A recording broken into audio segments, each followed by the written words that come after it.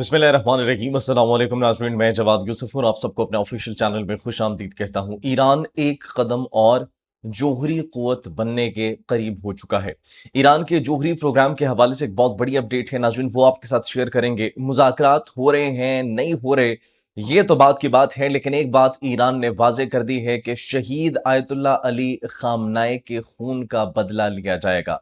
वक्त का तयन हम करेंगे, हमला किस नौइयत का होगा वो भी हम करेंगे।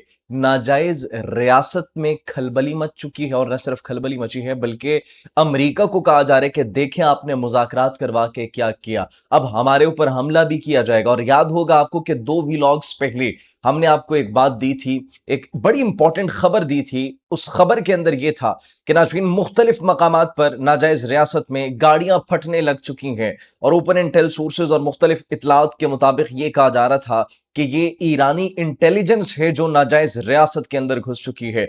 अब शहीद आयतुल्लाह अली खामनाई के खून का बदला लेने का भी ऐलान हो चुका है। सिर्फ यही नहीं बल्कि इसके साथ साथ जो जोहरी तनसीबात है जो तबाह की गई थी, वहां पर क्या मुअम्मा है कि इंटरनेशनल एटॉमिक एनर्जी एजेंसी को जाने की इजाजत नहीं दी जा रही, उस पर भी बात करेंगे। पड़ोसी मुल्क भारत के लिए बुरी खबर है, और बुरी खबर यह है कि कांग्रेस ने बड़े पैमाने पर एहतजाज शुरू कर दिया है और वजीर दिफा राजनाथ सिंह के इस्तीफे की डिमांड कर रहे हैं।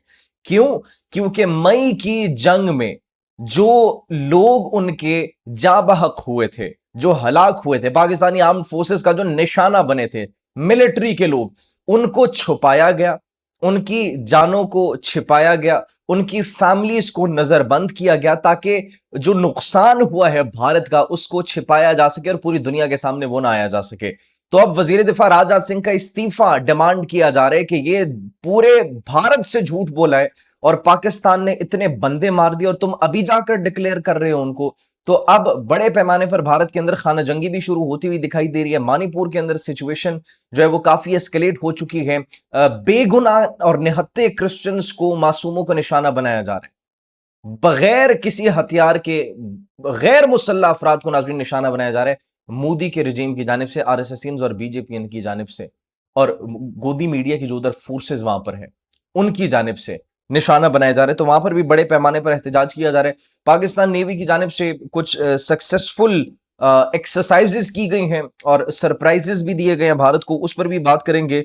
इसके साथ साथ आपको एक और बड़ी इंपॉर्टेंट खबर बतानी है, और वो खबर ये है कि इंटरव्यू हो रहा था ईरान का, लाइव टेलीविजन के ऊपर ब्रॉडकास्ट चल रहा था, लेकिन उस लाइव टेलीविजन ब्रॉडकास्ट के थ्रू इंटरव्यू काट दिया जाता है। लाइव ईरानी स्पीकर पार्लियामेंट बाकिर गालिबाफ का इंटरव्यू दरमियान में रोक दिया गया। क्या वजह बनी?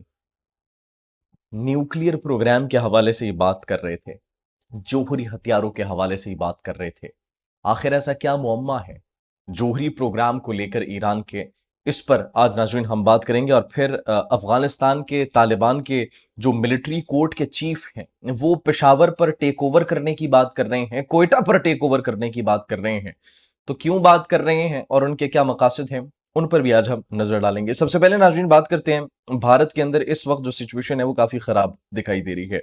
बड़े पैमाने पर कांग्रेस भारतीय वजीर दिफा का इस्तीफा मांग रही है, और उन्होंने कहा कि न सिर्फ इस्तीफा चाहिए बल्कि पूरी भारतीय कौम से माफी मांगे, भारतीय लोगों से माफी मांगे। जो लोग आपके मरे थे, आपकी खातिर जिन्होंने अपनी जानों का नजराना पेश किया, उनको एक्नॉलेज ही नहीं किया गया, उनका कोई रिकॉर्ड ही नहीं किया गया। मतलब उनकी जो है वो मौत को छिपाया गया, उसके बाद उनकी फैमिलीज को जो है वो चुप करवा दिया गया, नजरबंद कर दिया गया कि कहीं पर मीडिया पर आकर ये ना बोल दें कि हमारे बच्चे अपने जान की बाजी हार चुके हैं। तो ये अब शदीद गम और गुस्सा जो है इस वक्त दिखाई दे रहा है। दूसरा, मणिपुर के अंदर इस वक्त सिचुएशन काफी खराब हो चुकी है, और एक मरतबा फिर से बड़े पैमाने पर जो मसीही बरादरी है वो एहतजाज कर रही थी, और उन पर धावा बोल दिया है भारतीय आर्म्ड फोर्सेस ने। भारतीय आर्म फोर्सेस अब उनको फायरिंग, वो टीयर गैस से, पैलेट गन से जो क्रिश्चियंस है, जो मसीही आबादी है, उन पर निशाने बना रही है। ये मणिपुर से नाज़रीन खबरें मौसूल हो रही है, मुबैना इतलात ये मौसूल हो रही है, और बड़े पैमाने पर वहां पर जो एहतजाज शिद्दत इख्तियार कर चुका है, क्योंकि भारतीय फोर्सेस के पास और कोई ऑप्शन नहीं है। पाकिस्तान नेवी की बात की जाए तो पाकिस्तान नेवी ने एक कामयाब ड्रोन एक्सरसाइज की है, और अबाबील ड्रोन्स के साथ और अबाबील के साथ इस वक्त जो है वो हमारी मशकें जारी हैं। और ये भारत के लिए एक पैगाम है, जो भारत खुद को हाथी की तरह बड़ा तसव्वुर करता है तो समटाइम्स हाथी भी तबाह बर्बाद हो जाते हैं, हाथियों का भी बेड़ा गर्क हो जाते हैं मासूम और छोटे परिंदों की मदद से, अबाबील की मदद से। और सूरह फील के अंदर इसकी जो है क्लियर एक एग्जाम्पल मौजूद है कुरान पाक में। तो नाज़रीन, पाकिस्तान नेवी की जानिब से कंडक्ट की गई है ये एक्सरसाइजेज। भारत को पैगाम है कि we are ready every time. सिर्फ ये नहीं बल्कि नाज़रीन, अब अगर बात करें अफगानिस्तान के हवाले से, तो अफगानिस्तान पाकिस्तान के दो शहरों पर कब्जा करने की बात कर रहा है, कोयटा पर और कोयटा के साथ साथ पेशावर पर। Let's see what they are saying. वो ये कहते हैं कि अगर तालिबान के हमारे supreme leader Hibatullah Akhundzada order देंगे तो हम पेशावर को कैप्चर कर लेंगे, हम कोयटा को कैप्चर कर लेंगे। ऐसे ही लास्ट टाइम भी धमकियां दी थी, लेकिन पाकिस्तानी सरहदों के करीब आने की इनकी औकात नहीं है। इनको वो मार पड़ी थी, इनको वो मार पड़ी थी कि सब जानते हैं। हमारे खाली पठान और जो बलोच भाई हैं, वो सरहद के करीब आपको जो है वो आने नहीं देंगे, आपके टुकड़े टुकड़े कर देंगे। केपी वाली साइड पे आप आने की कोशिश करें, पेशावर में आपको, आप देखिएगा कि पेशावर के लोग आपका क्या हाल करते हैं, और फिर कोयटा के लोग आपका क्या हाल करते हैं। तो आप ये शौक अगर पूरा करना चाहते हैं, आप शौक अपना पूरा कर लें। नाज़रीन, बड़ी इंपॉर्टेंट खबर ईरान के जोहरी प्रोग्राम के हवाले से, वो ये है कि सबसे पहले पासदाराने इनकलाब की जो पॉलिसी है वो अलग है, पॉलिटिकल लीडरशिप की जो पॉलिसी है वो अलग है, जो सुप्रीम काउंसिल है उनकी पॉलिसीज जो है वो अलग है। पॉलिसी अलग इन अ सेंस, मतलब उनको जो है वो उस तरीके से इंफॉर्मेशन तक रसाई वो नहीं होती। इंफॉर्मेशन तक रसाई महदूद लोगों के पास मौजूद होती है और महदूद तबके के पास मौजूद होती है। अब now what is happening in Iran.